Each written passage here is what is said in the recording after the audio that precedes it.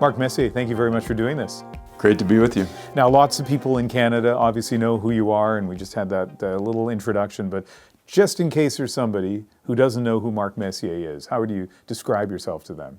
Oh, that's a great question. I've spent a lifetime trying not to talk about myself, as difficult it is, and here I am writing a book and trying to talk about myself. So, I don't know, curious, passionate, wants to have a good time. Okay, so you didn't use the word leadership. I thought that would be part of the description, because anytime someone talks about you, obviously Hall of Fame hockey player, but they talk about you as being this great leader. Tell me about that. How did that come about, Mark Messier, leader? Well, interesting. As a young boy, I had a father who played hockey, so I got an early lesson in hockey on and off the ice and the psychology behind winning through my father, watching him coach and watching him mentor young players at the junior level, and then being around great players, great leaders myself. From the time that I came into the league and to the time I finished, I was very fortunate to be around great people who I learned a lot from. So famously, you're the only player in the history of the NHL to be a captain of two Stanley Cup winning teams, Edmonton and the Rangers, but you were not the captain of the Oilers for quite a while, because Gretzky was. And one of the really interesting things about the book to me is to get your ice level and dressing room level insight into Wayne Gretzky. So I think a lot of people watching, they know he's a great player, they've seen the statistics, but they don't know him the way you know him. What is it that made him great? Well, I think the God-given talent that he was given, there's no question about it. He was born to be a hockey player in every way. His will to win and to be the best player ever was evident to everybody that was around him and played on the team with him. There very rarely in life can you look at a guy that's 8 days younger than you and use him as an example from leadership perspective on and off the ice. His focus was unparalleled. He was in a completely different state of mind than I was at 18 years old. And I got the luxury of sitting across the best player on the planet, maybe the best athlete in the last 100 years, for 12 years, and look across at him and watch and learn from him. I would have been a fool not to look at him and take something from him. And he made me a better player, not only from a skill standpoint, but from a preparation, commitment, focus standpoint as well. Well, enough about him. Let's talk about you some more. I brought this book along, speaking of leadership. Have you read this, Ty Domi's book? I have read excerpts of it, yes. Yeah, so I was reading through it the other day, and then early on, he spends 4 or 5 pages of his story talking about you. And I just want to read one of the paragraphs here. So this is Ty Domi saying, "I looked to Messier as an example of what it meant to be a true leader and how I should treat the people around me. I took his words to heart, and I saw his actions as an inspiration for how I could work on my skills, but also," he says, "develop myself into a more well-rounded player. Mark Messier made a lasting difference in my life." And it's not just Ty Domi. Lots of people talk about the impact you had on them as a player, but also as a person. When you hear that, what do you think?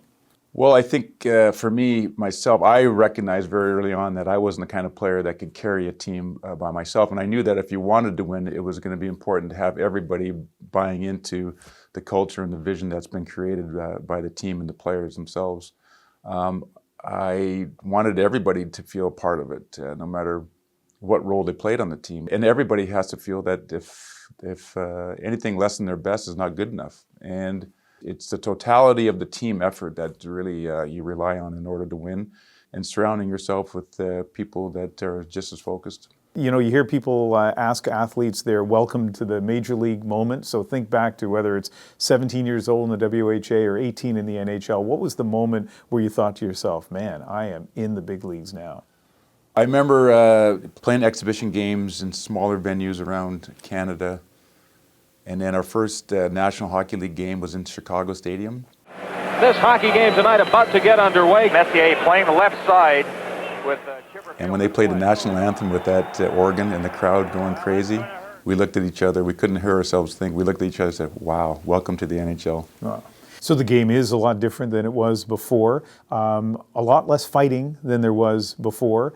You were a guy who was a tough, aggressive hockey player. You also say in your book, you talk about one of the sort of moments on the ice was an encounter between you and the Montreal Canadiens Hall of Fame defenseman Larry Robinson. Tough guy, skilled, a little bit bigger than you, a little bit older.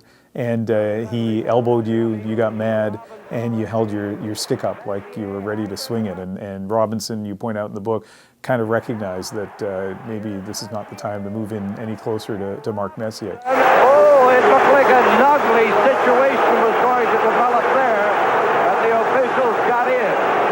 Well, Messier really threatening. But you also say in your book that you've thought a lot about that moment, and you wonder, how much would you have done to win? What's the answer to that question? I think there's been a few moments in my career that I wrestled with that, and it actually frightened me at times because I didn't know where the boundary was for me personally. Mark Messier's motto is live every day like it's your last, and that's sort of the way he plays. He is such a fierce competitor, and that's how most players in the National Hockey League, I'm sure, perceive Mark Messier. Like, this guy is way out of control. How can you give me a penalty because my stick broke?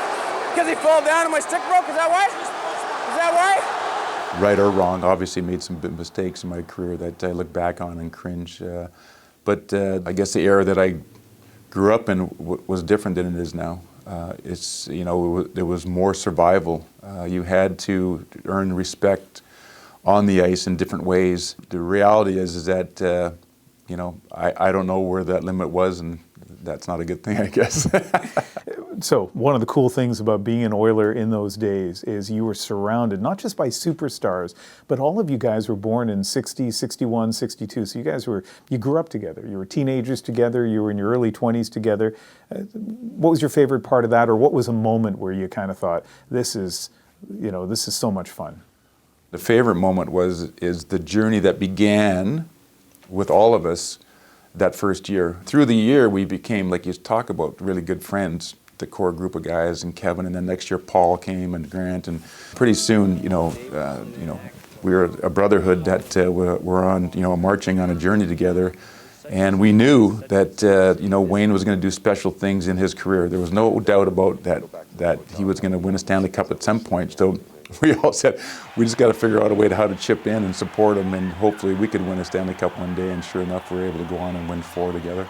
Yeah, and 4 together, but then 5 in all. There was one more Stanley Cup after Gretzky had been traded. One thing I often hear hockey players talk about, and I think I've heard Wayne Gretzky say this in an interview, is that one of the things you miss when your career is over is just not being in the dressing room anymore, not being part of that team. Do you miss hockey? Well, I think he's right, and it's an interesting. There's a real kind of euphoric feeling when the final whistle goes and everybody piles on the ice and you lift the Stanley Cup, and then about a week later there's a real lull, and I wouldn't say it's a sadness but it's a little bit of a depressive feeling because you're not going to the dressing room. And what I came to realize really is it's those special moments all year long that make the journey so incredibly rewarding and memorable. And of course, we all remember lifting the Stanley Cup, but it's what Wayne talked about, the dressing room banter, the travel. Those are the things that are part of the journey that you really remember, that are so memorable and make it so worthwhile.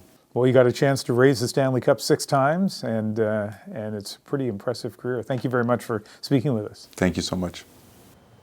We spoke for about 45 minutes, so there's always so much stuff that you have to leave out. And if